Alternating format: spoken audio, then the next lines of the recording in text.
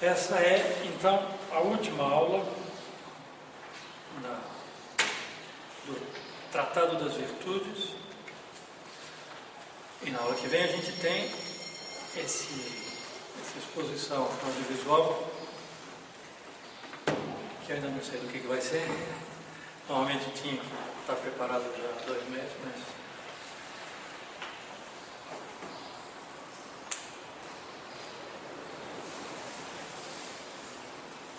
Pedir conselho aqui foi pior. Cada um deu uma ideia diferente.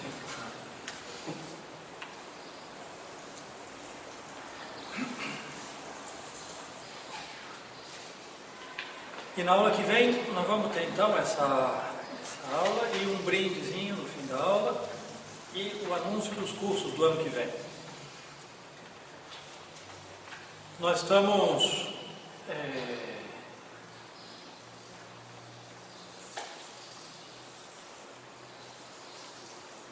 vendo as virtudes morais, e nós vimos nas aulas passadas a prudência e a justiça. De fato, nessas duas conferências, prudência e justiça, nós estamos no centro do que se chama o bonum humanum, a realização da natureza humana, aqui onde a gente toca o ponto central da vida humana moral. As duas outras virtudes que nós vamos ver hoje, as virtudes morais, as duas últimas virtudes cardeais, são verdadeiras virtudes, realmente virtudes, e virtudes cardeais significa que as outras dependem dela, mas que não realizam o bonum humanum, não realizam essa perfeição da obra humana, mas a protegem. Há uma relação há uma relação intrínseca, certamente, com a natureza humana. Por exemplo, a fortaleza ou a temperança. A temperança, por exemplo, ela não produz a retidão, mas ela consegue conservar a natureza nessa retidão diante das dificuldades da atração que a natureza sente pelos deleites de modo desordenado. Então, por exemplo, se a gente passa um perigo de morte, a gente está num caso, um exemplo, você está num acidente, você está caindo numa montanha, sei lá, estou inventando qualquer coisa, e tem alguém que consegue lhe pegar e o outro consegue, você está quase caindo num abismo e o outro, ele consegue tirar com o perigo da vida dele. Quando ele lhe tira, você olha o abismo e você diz: puxa, você salvou minha vida dependeu de você. E há uma gratidão, e a gente sabe que se eu não estou morto hoje é porque ele me salvou. Certamente ele não realizou, nem produziu, nem tem uma relação direta com a minha própria vida. Mas esse modo de salvar a vida termina tendo uma relação muito profunda. As virtudes de fortaleza e temperança têm essa relação com o bonum humanum, com a realização da perfeição da natureza humana, de tal modo que são como as muralhas que sustentam a vida da prudência e da justiça, bem digo. São duas virtudes exteriores, mas sem as quais o castelo da vida humana não se sustentaria. Outro tema importante a considerar é que essas duas virtudes, tanto a fortaleza como a temperança, não teriam nenhum sentido se o homem não estivesse ferido pelo pecado original. O que isso significa?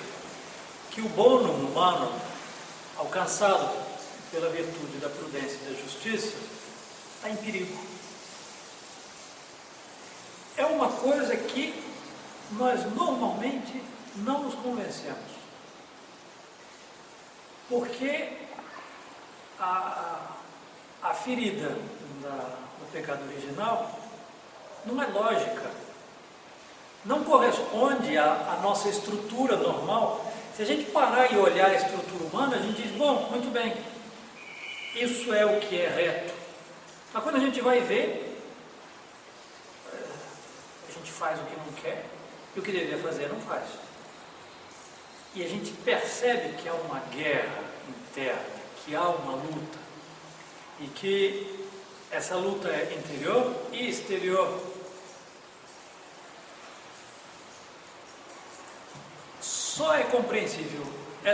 Só são compreensíveis essas duas virtudes se eu entendo o estado de ferida da natureza humana.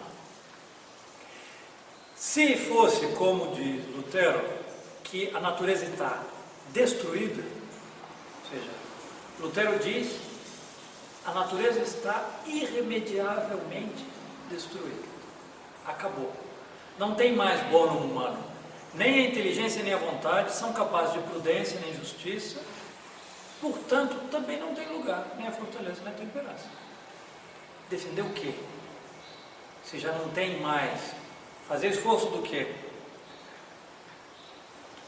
Por outro lado, se, como um racionalista moderno, eu digo que não há pecado original e não há nenhuma ferida, a virtude da fortaleza, de enfrentar o árduo e o difícil dos obstáculos para realizar a virtude, não tem muito sentido. A temperança fica quase um ponto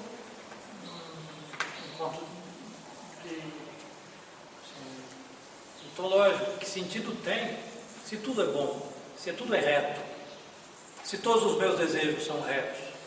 Se não há nenhuma ferida, que lugar tem a temperança? Então, aqui nós podíamos fazer, nós tínhamos feito, nós temos a alma humana,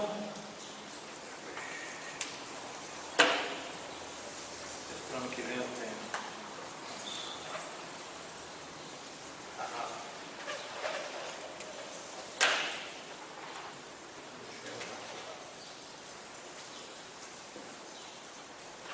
Inteligência e a vontade.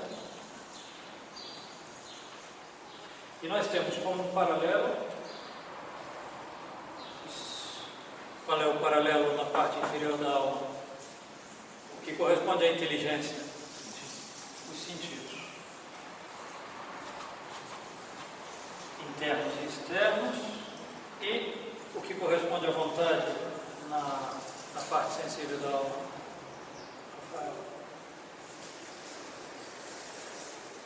É esse que sempre a gente não encontra um nome.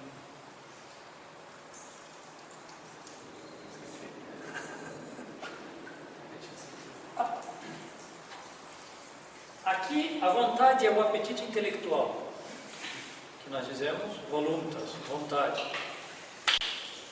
A gente pode dizer concupiscência, mas o problema é que confunde com o irascível.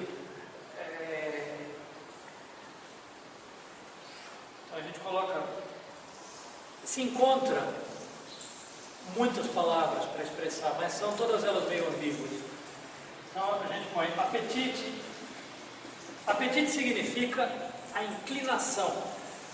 Na inteligência, é a parte da alma que alcança a realidade em si. E a vontade, ou o apetite intelectual, é a inclinação da alma a esse objeto. A inteligência faz que eu alcance o objeto, a vontade me inclina a ele. A mesma coisa nos sentidos. Os sentidos externos e internos me fazem conhecer a realidade e o apetite sensível me inclina sensivelmente. Aqui é intelectualmente, voluntariamente, aqui é sensivelmente.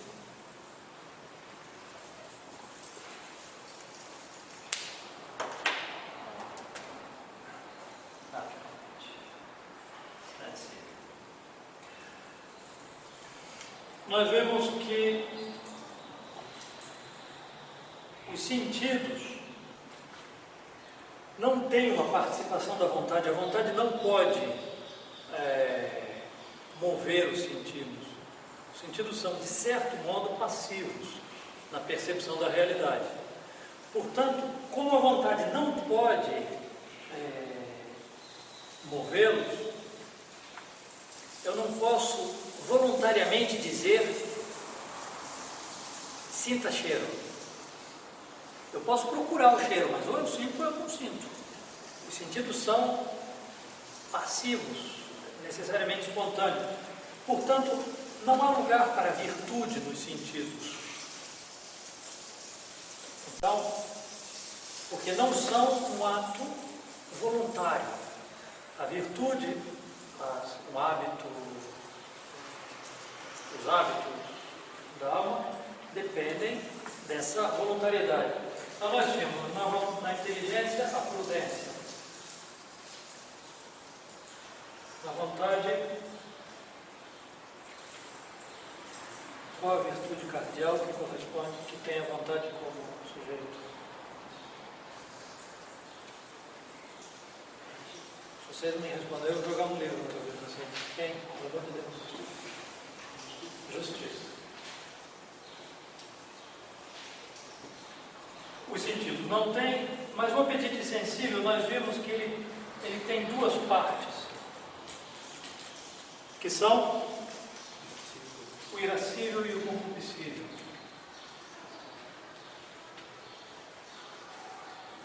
O irascível é a parte sensível do meu apetite sensível que repugna o mal, ou que é capaz de enfrentar esse mal. E o concupiscível, essa inclinação deleitável pelo bem sensível. No irascível, a virtude moral correspondente é a da fortaleza, ou força, se quiser. E no concupiscível, temperança.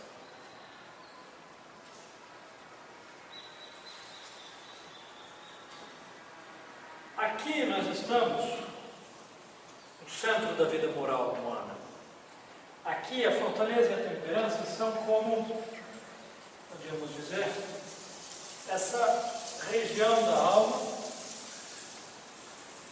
que sustenta, protege, mantém e, de certo modo, faz com que a prudência possa exercer. Ora, uma pessoa com medo, incapaz de enfrentar o seu medo, não consegue realizar um ato de prudência. Ele não consegue ser prudente. Uma pessoa movida pelo apetite sensível. Eu conheço gente com fome, que quando está com fome é outra pessoa. Tem um primo, que a gente já sabe exatamente. Quando chega 11h30, assim, 15 para meio-dia, ele é outra pessoa. Ele dá patada em todo mundo assim, espero que ele não assista assim. De uma irritabilidade, assim, e às vezes é engraçado porque a gente encontra com ele assim, meio-dia, ele doce, tranquilo. Você já almoçou, né? Almocei. Ah, claro. Que coisa, a gente não consegue ser justo, porque está com fome. Que coisa tão terrível.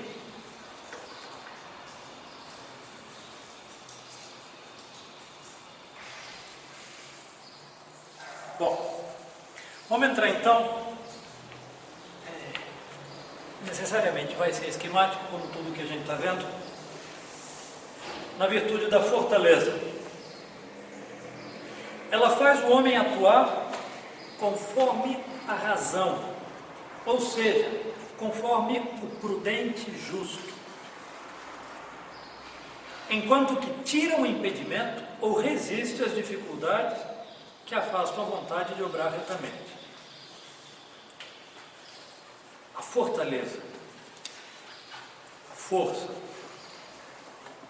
Nós podíamos definir a fortaleza assim: uma virtude que é capaz de moderar o movimento da alma diante das coisas terríveis, principalmente diante do perigo de morte que nós temos que suportar ou repelir.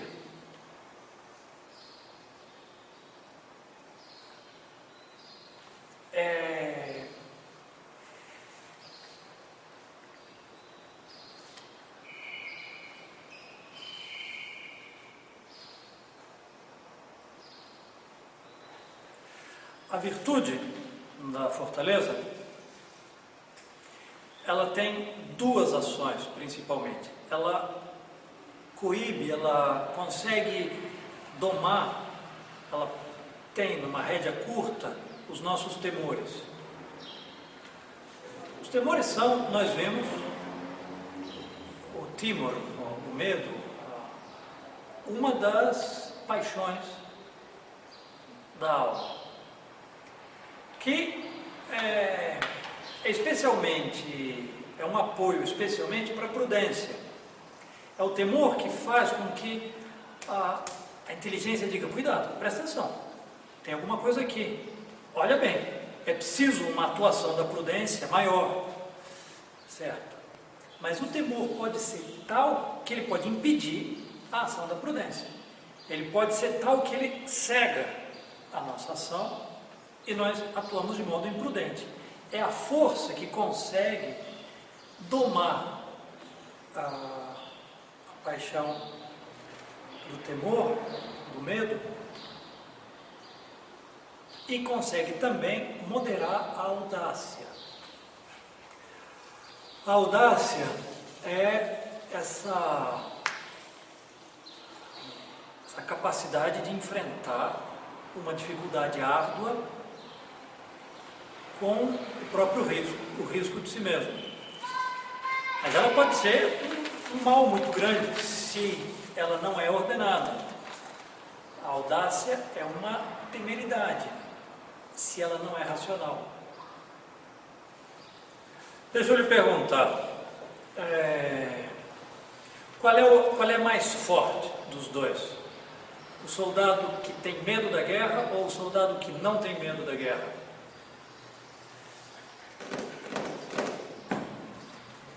Qual é o mais forte dos dois? Tem uma guerra terrível. Nossos vizinhos aqui invadem o Brasil e vem uma guerra terrível e há rancores graves e vem com um ódio muito grande, e vem matando, destruindo, vem com uma ferocidade muito grande e a gente deve ir enfrentar a guerra.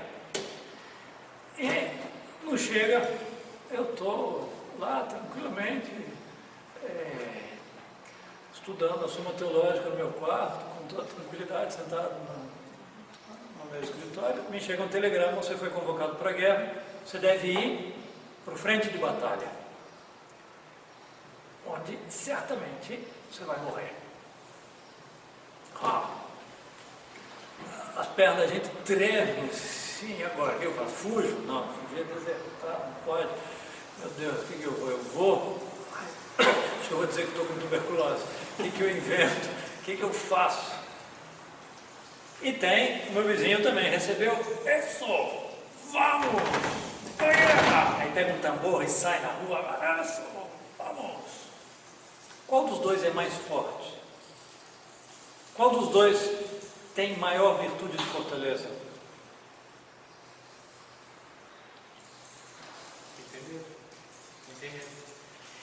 Se ele consegue vencer o medo, certamente. Que não encontra obstáculo, o que não tem medo, né? O outro, não há combate. Ele ignora o obstáculo. Ele não sabe do obstáculo. A audácia dele é temerária, porque ele não sabe o que é frente de batalha, não sabe o que é você estar numa trincheira e morrer o seu vizinho, e você tem que passar 3 dias com o seu vizinho morto do seu lado, e você aguentando ali, um inimigo que está avançando, e você sabe que ele está avançando e você não pode retroceder. Mas o outro não sabe, só viu o filmezinho de Rambo, sei lá o que, e se acha o máximo. Agora, pode ser que o temor seja tal que a fortaleza não consiga vencer e ele se deixe levar pelo temor, mas certamente ele perde a virtude dele de fortaleza. Mas, como nós vimos na aula passada, essas duas virtudes de fortaleza e temperança se medem por comparação a si mesmo. É muito difícil comparar duas pessoas. É muito difícil dizer que foi um ato de fortaleza maior num que no outro, porque depende. Pode ser que o outro audaz, no momento da guerra, tenha verdadeira fortaleza. É possível. É difícil, muito difícil. Não é possível comparar com o vizinho. É possível comparar consigo mesmo.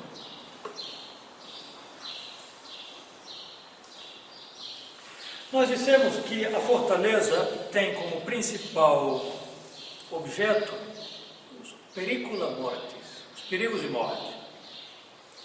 Ora, na morte estão incluídos todos os males dessa vida.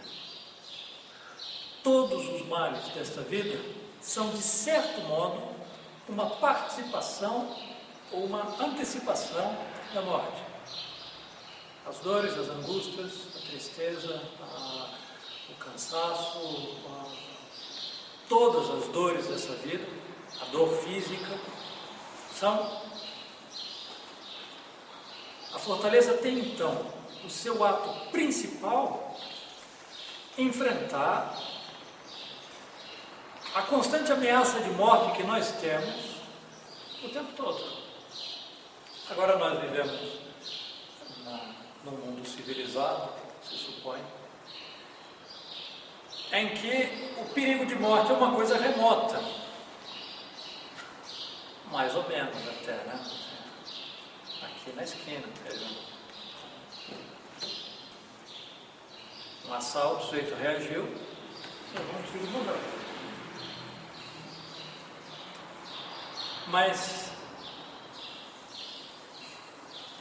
isso faz com que o ato principal da fortaleza seja para nós uma coisa relativamente distante. Mas o homem comum, no campo, o homem em outros tempos, tinha a ameaça de morte como uma coisa constante. Não só as guerras, mas a própria vida no campo. Enfrentar um bicho, enfrentar as dificuldades, uma tempestade, enfrentar o mar. Você está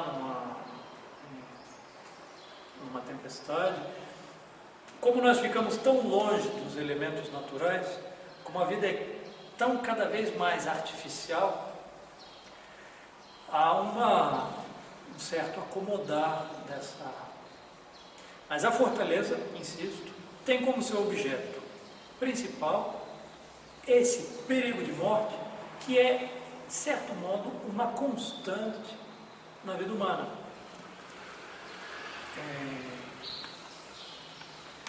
Tinha num povoadozinho espanhol, no centro da praça, uma praça pequenininha, um povoado pequeno, no meio da praça tinha uma placa, assim, uma pedra com uma placa escrito: a morte menos temida dá mais vida. Pois é, essa capacidade da fortaleza de enfrentar os perigos da morte que faz com que a vida verdadeira tenha um certo espaço para se desenvolver, tenha uma certa anchura, está mais alesa, como é que se diz? Folgada fica esquisito, né? Está mais... vocês entenderam.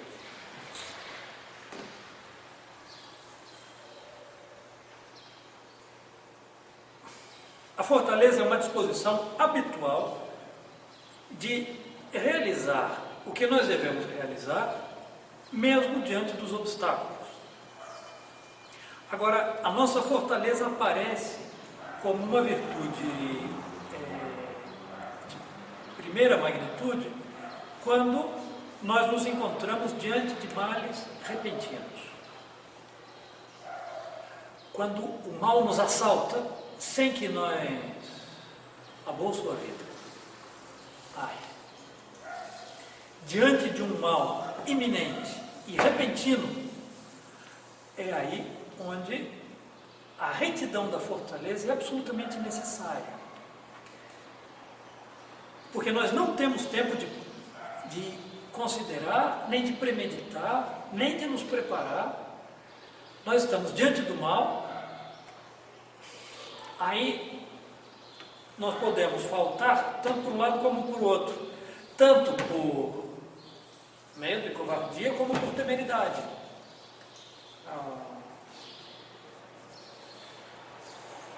Comum, um assalto, estava justo falando nisso, um assalto, reagir de modo bobo.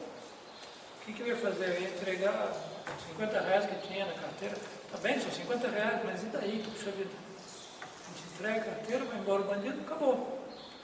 Mas de repente, como eu não pensei, como me assaltou, sem que eu pudesse pensar, e a fortaleza não me tem domado, eu reajo, movido por uma paixão desordenada. Ora, aqui a gente vê como a fortaleza preserva a alma para que a prudência possa atuar. Diante de um mal iminente, a fortaleza isso com os cavalos acontece muito.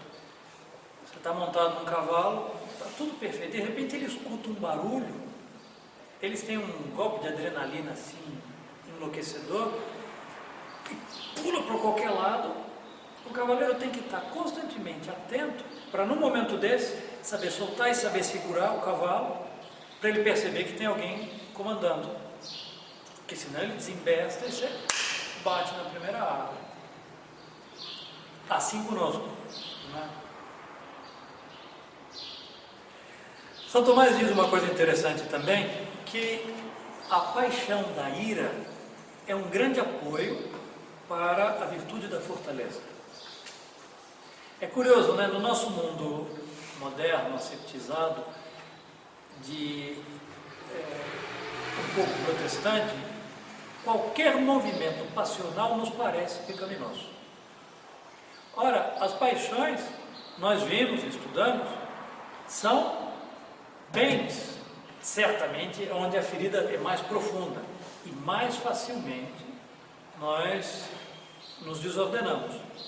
Mas mas a paixão ordenada não é um mal, é um bem, foi criado por Deus, é parte da nossa alma. Assim como o temor é capaz de mover a prudência, a fortaleza pode se servir da ira como um apoio diante de uma obra árdua que deve ser realizada pela fortaleza e que a natureza nos falta.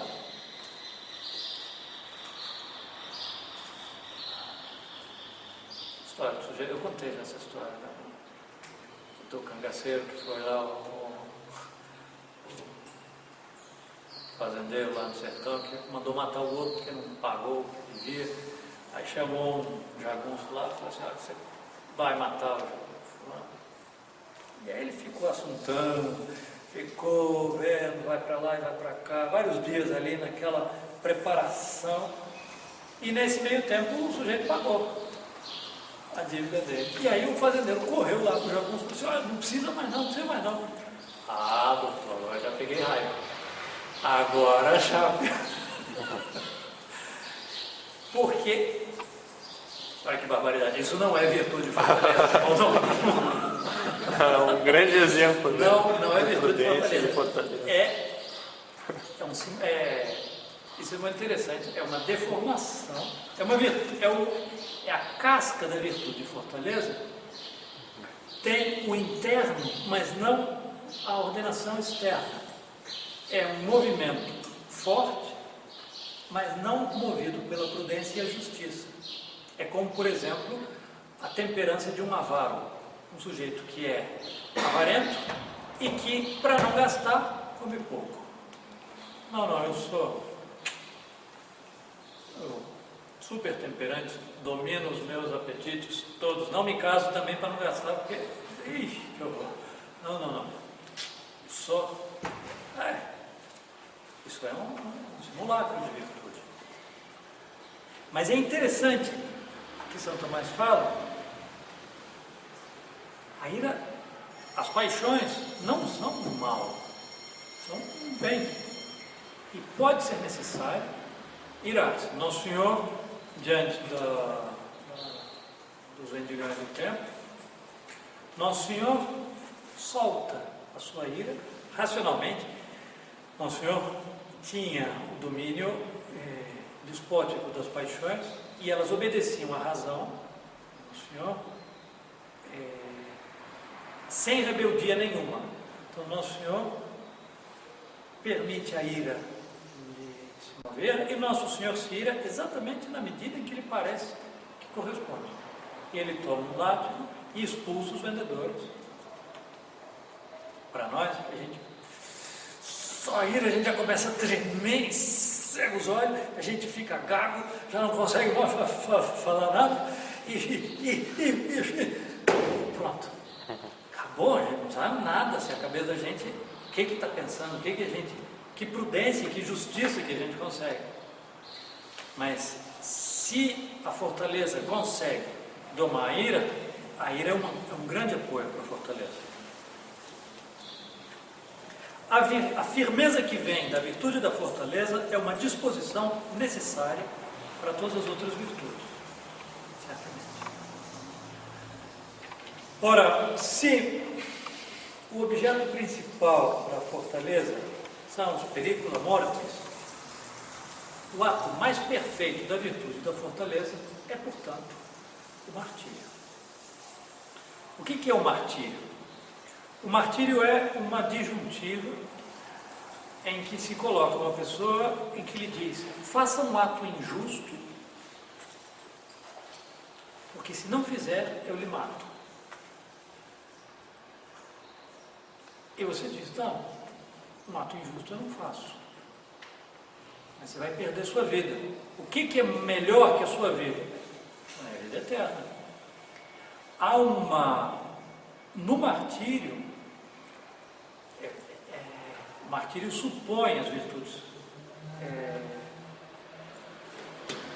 teologais, essa união ao Nosso Senhor, e saber que a vida é o maior bem relativamente. Porque se eu conservo a minha vida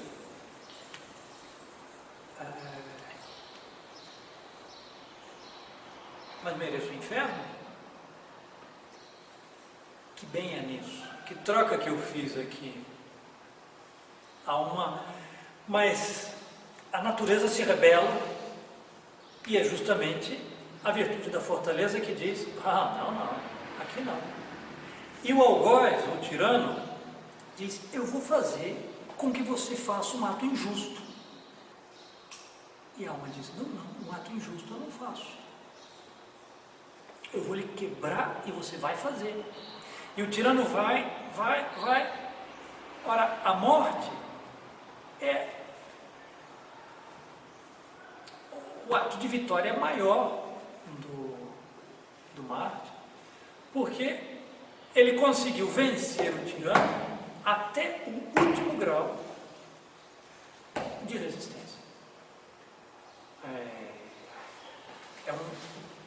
O que pareceria uma derrota é a maior vitória. Rapidamente, senão a gente vai atrasar a entrada na temperança. Os vícios opostos à virtude de fortaleza. O primeiro, evidentemente, é o temor voluntariamente desordenado.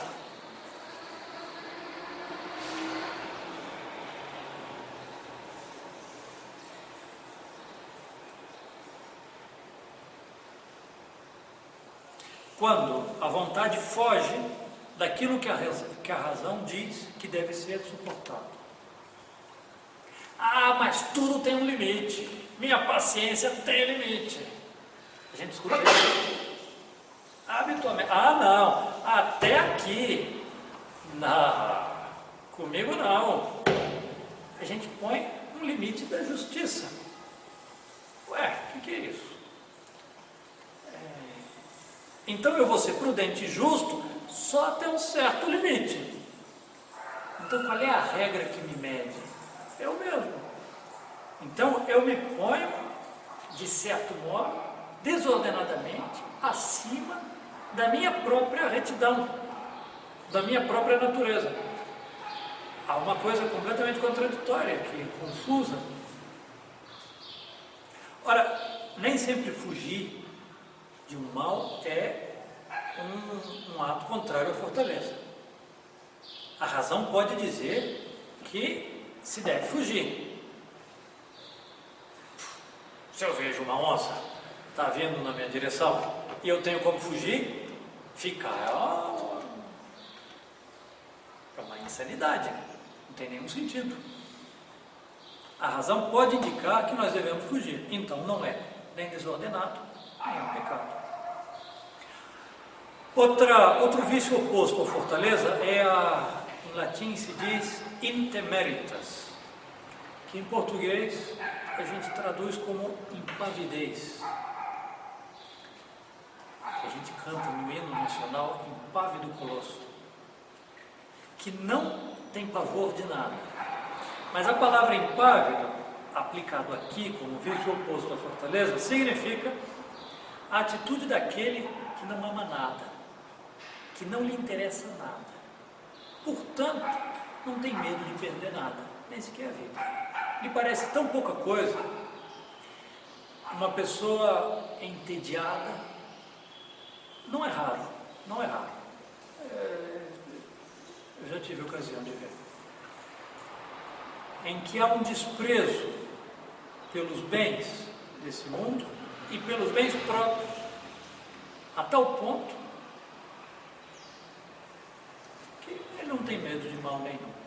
Isso é muito comum nos bandidos, por exemplo, um bandido impávido que já viu tanta desgraça, a vida dele é uma desgraça tão grande, que ele tem um desprezo por todos os bens,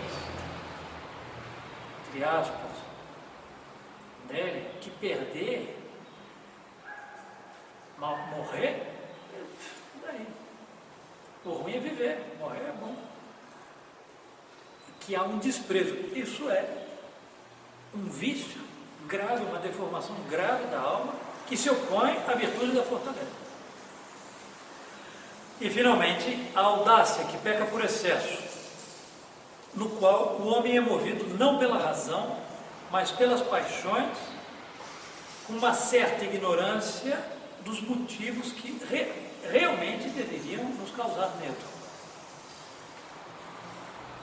Tem uma palavra dos provérbios que diz: sapiens timet et declinat a malo. O sábio teme e se afasta do mal. Declinat a malo. As partes integrais. Meu Deus, não vamos chegar. Bom, vamos lá. As partes integrais da virtude e da fortaleza. O que significa parte integral? Que constitui o próprio ato da virtude. Ela está dividida em duas partes. Isso aqui é muito interessante.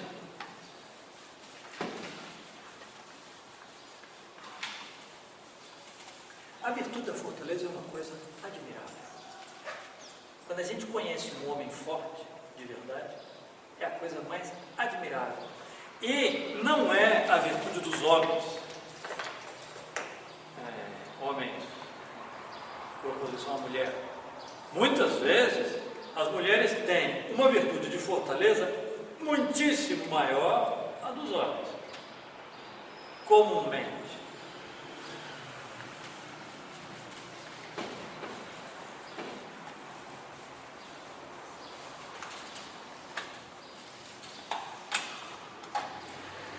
As partes, então, integrais da virtude da fortaleza são, nós podíamos dizer, como agredere, dois vezes.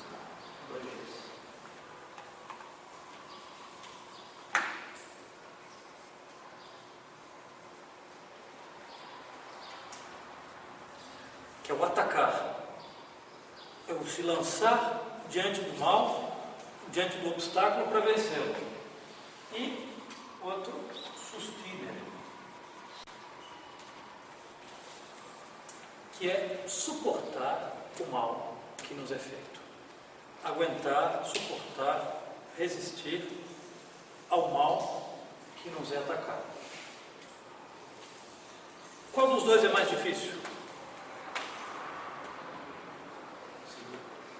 Sustinere, ainda mais, ainda menos? Depende. Depende.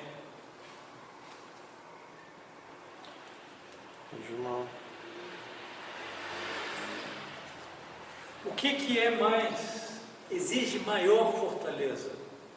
O que é um ato maior? Avançar para enfrentar o mal? Os dois fazem parte da virtude da fortaleza e os dois têm o seu lugar, o seu momento. Mas num exército, quem tem maior fortaleza? Aquele que vai se lançar contra o inimigo ou aquele que está na trincheira resistindo?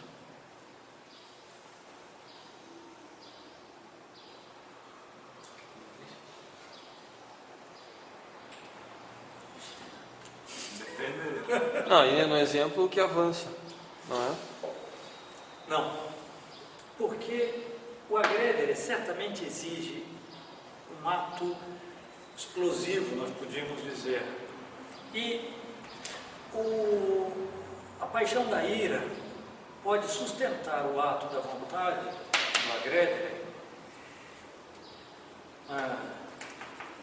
Você pega a lança, pega o seu cavalo, sai, e as trompetas tocam e você, seu cabelo voa ao vento, vamos,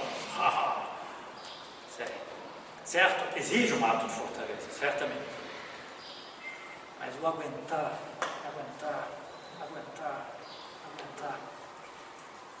Aqui isso supõe um mal durante muito tempo. Não é um ato, o agreder, mas é suportar o mar que vem bater. Em geral aqui é onde as pessoas dizem, não aguento mais. É aqui onde normalmente se manda a virtude da fortaleza às favas.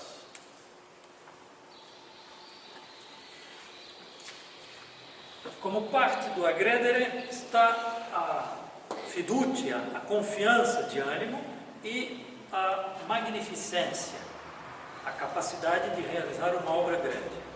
No sustinere está, em primeiro lugar, a paciência, que é a capacidade de vencer a paixão da tristeza. A tristeza diante de um mal presente é capaz de quebrar nosso ânimo, é capaz de nos destruir.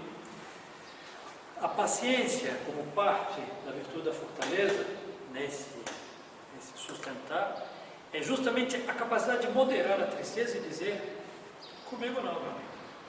Não. E a parte seguinte do ato de sustentar é a perseverança, que é conseguir fazer com que a alma não se canse, nem fatigado, que não se fatigue, não se canse do sofrimento constante, da constância daquela dor, daquela ferida que nos é feita. As partes potenciais nós não vamos ver porque não dá tempo. Entramos então na virtude da temperança.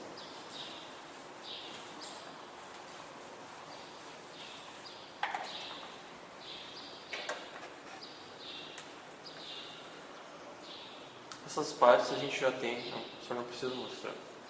Tá? Essas partes a gente já tem todas. O quê? As partes, vocês, não só tem. vocês já conhecem, como tem a prática perfeita de todas Sim, elas. sim, sim. A magnanimidade, a magnificência, a paciência e a perseverança. A temperança, temperância,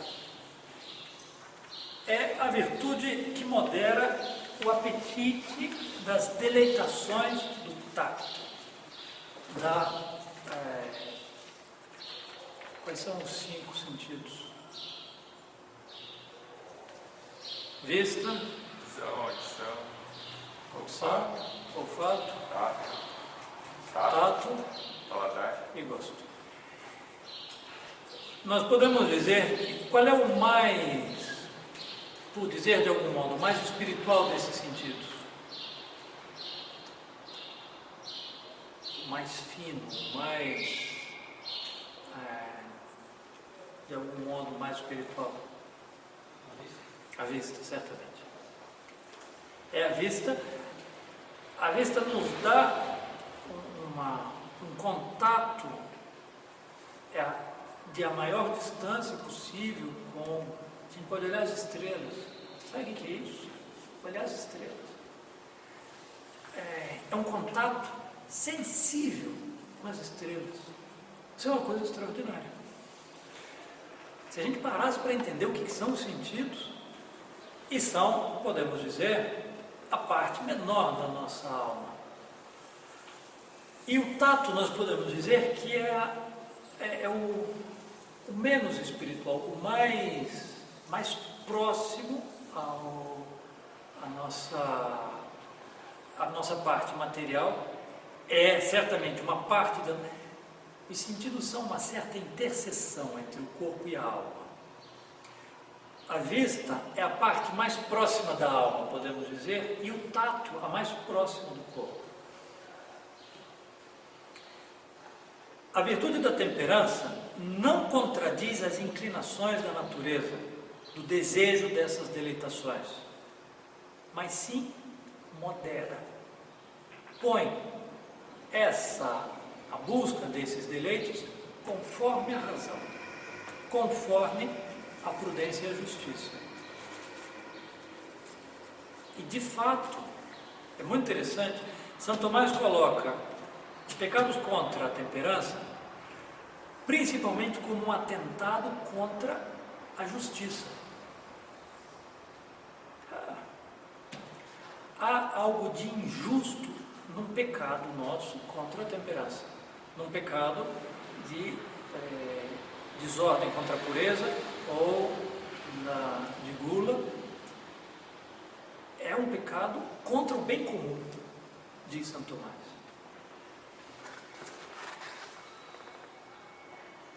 A virtude da temperança, ela não é contrária à nossa natureza, nem ao deleite que a natureza pede, mas sim é contrária à deformação que nós temos na busca desses deleites. É como um remédio que ele ataca a nossa doença, a nossa deformidade. Mas como a nossa deformidade faz parte de nós, e nós nos identificamos, tem uma chaga aberta, é sempre a mesma pergunta: essa chaga sou eu ou não sou eu? Sim, sou eu deforme. Eu não posso dizer, sejamos nós mesmos, viva a minha chaga, de agora em diante eu vou até cultivar a chaga, eu vou fazer com que ela fique cada vez mais purulenta. Desculpa o horror do exemplo, mas é isso, uma pessoa que diz que assume, entre aspas, o seu vício. Ele está dizendo, viva a minha chaga. Essa deformidade sou eu. Não. Está em mim, mas é uma deformidade. Ora, a virtude da temperança, ela quer retificar, reordenar e colocar na sua estrutura verdadeira o desejo normal dos deleites referentes ao tato.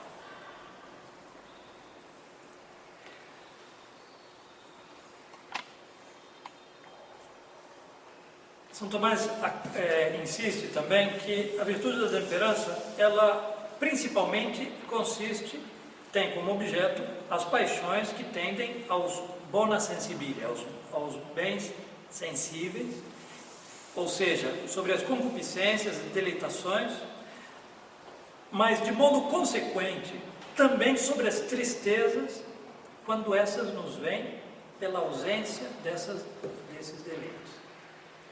Uma pessoa que se entristece porque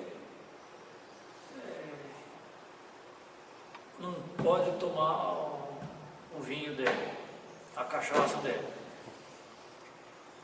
E essa tristeza e essa dor e esse descontrole é a virtude da temperança que diz: te acalma, tem coisa mais importante na vida, te acalma, deixa isso quieto.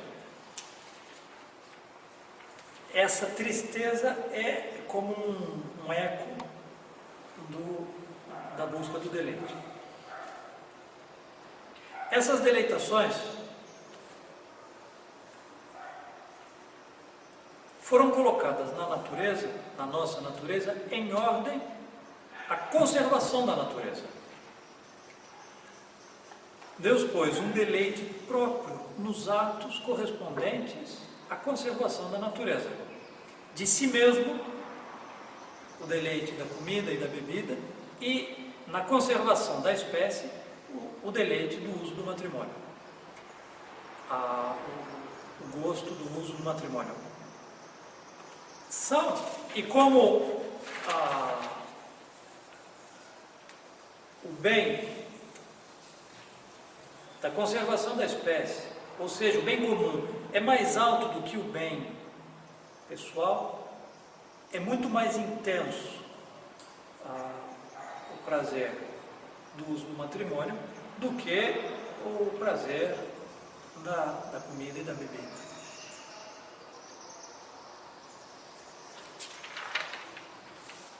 Aqui nós podíamos ir e mostrar os erros opostos. Um erro maniqueu de achar que a nossa natureza é má, de que o deleite sensível é uma coisa má em si, perversa em si. Isso é uma barbaridade, uma deformidade. O erro contrário é dizer que não há nenhuma desordem neste campo. E que tudo isso, porque não há pecado original, portanto isso não pode ser desordenado.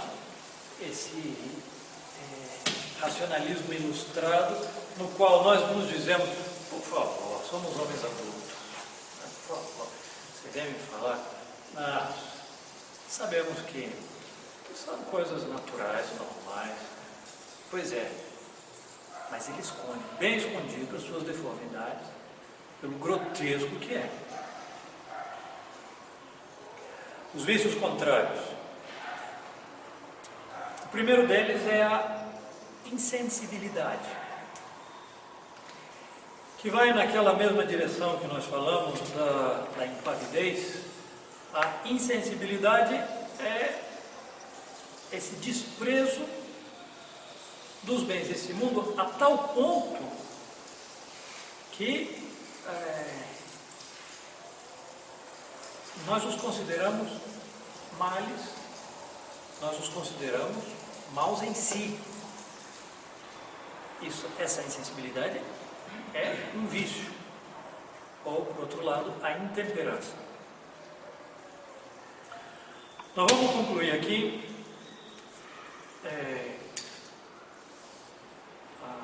a virtude da temperança. Espero que não fique concluída. Ao contrário. E como conclusão geral do curso, a primeira conclusão é a necessidade de estudar todas essas coisas.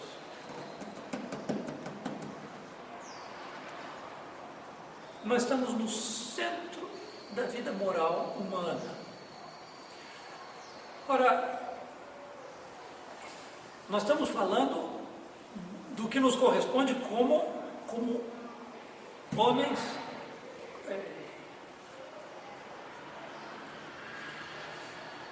no que nos faz propriamente homem. E nós vamos ser maiores ou menores conforme a essa vida, esse bônus humano. É, portanto, de primeira importância, de primeira grandeza, a necessidade de entender claramente. Ninguém faz uma viagem difícil sem antes estudar o mapa. Eu fui viajar com o Senhor, pegar a estrada, eu estudei muito direitinho o mapa. Eu falei, se eu me perder com Dom Galareta, eu estou perdido. Eu estudei muito direitinho o mapa. E, sem nenhum erro, todas aquelas voltas intrincadas ali na serra, você vem para cá, vai para ali, cai para ali, sem erro. O estudo teórico dessas virtudes certamente não nos dá as virtudes. Estudar um mapa não faz com que eu chegue a Gramado, nem a Bento Gonçalves, certamente. Mas eu posso parar em Uruguaiana se eu não estudar um mapa. Posso terminar em Passo Fundo, né? Eu estava no avião, já ia fechar as portas, de repente, por acaso, porque tinham dois do mesmo banco, descobriram que o sujeito tinha subido no avião que não era o dele. Ele estava indo para outro lugar. Imagina só, ele passou, o sujeito que o recebeu não percebeu, ele não percebeu, entrou, sentou. Só... A gente pode pegar o bonde errado. Pode pegar o bonde errado. É muitíssimo importante. Esse semestre que nós vemos as virtudes, nós conseguimos ter uma visão panorâmica, mas é de grande importância o estudo, e eu lhes aconselho que não parem aqui com o curso, mas que procurem, vão atrás. Depois, se vocês quiserem, eu tenho bibliografia que posso emprestar.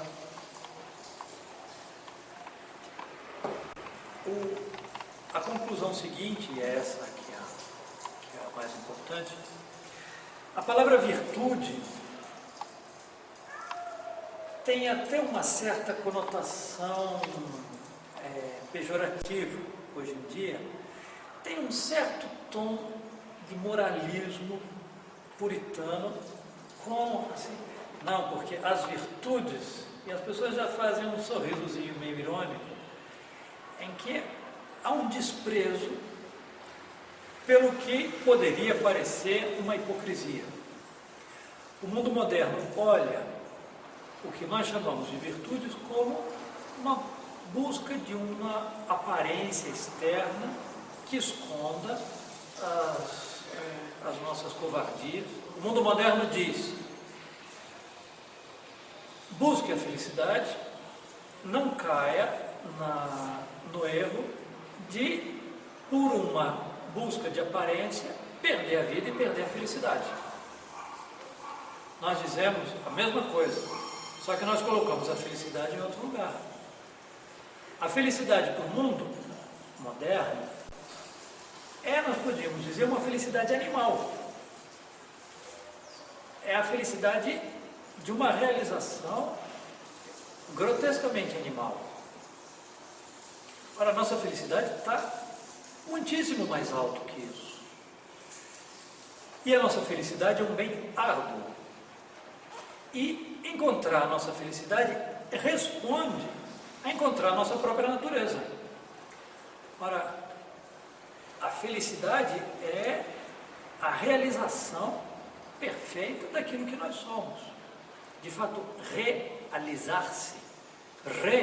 Em latim, é coisa.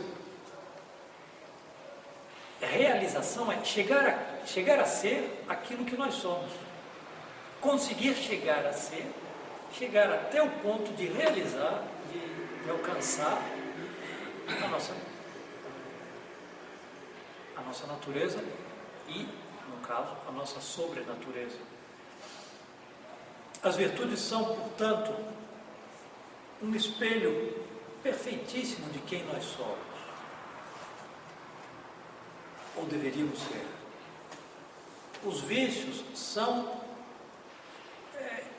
um espelho ao contrário, mostra até onde pode ir a nossa deformidade. Não tem limite, é um mar sem fundo, o do vício. Da virtude, de certo modo, é um céu também sem limite. Há uma plenitude, que a gente diz, uma plenitude supõe um limite. Sim, um limite da natureza. Mas, dadas as virtudes teologais, esse limite é um limite, de certo modo, infinito. Isso é contraditório. Limite infinito. Pois é. Mas não há limite para o nosso crescimento, sendo o que nós somos. As virtudes são, portanto, um descobrimento da realidade, do que nós somos verdadeiramente. Bom, não sei se tinha alguma pergunta. Juliana? Uma objeção, então.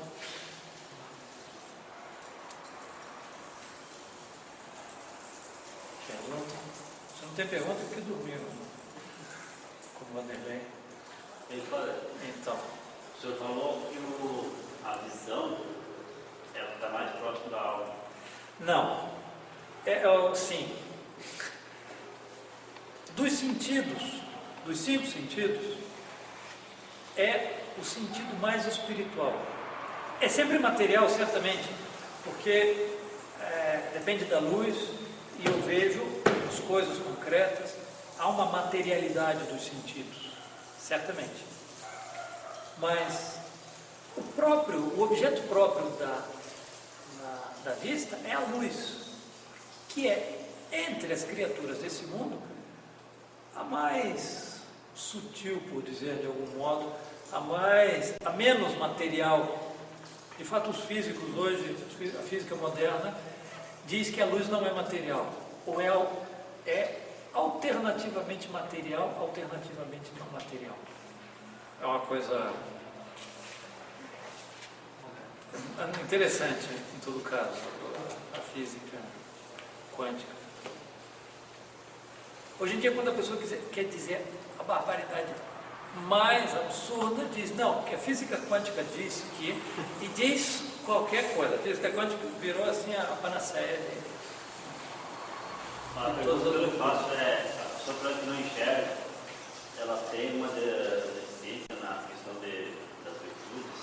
Não, ela tem deficiência na percepção dos objetos concretos. Ela termina tendo um uso dos outros 4 sentidos muito, muito maior, mas é uma, como é que se diz,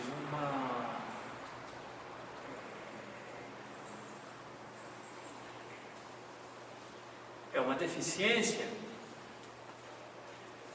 na percepção das coisas sensíveis, não mais que isso. Como nós vemos aqui, não há virtude nos sentidos. Se eu tiver um problema na inteligência, aí eu estou numa situação desfavorável. Se eu tenho uma ferida na minha vontade, aí sim eu tenho um obstáculo grande. Se eu tenho uma ferida na minha sensibilidade, no meu irascível, no concupiscível, às vezes a gente herda uns nervos mais estirados ou sei lá o que, pode ser uma vantagem ou uma desvantagem, mas os sentidos diretamente não. Os sentidos diretamente não.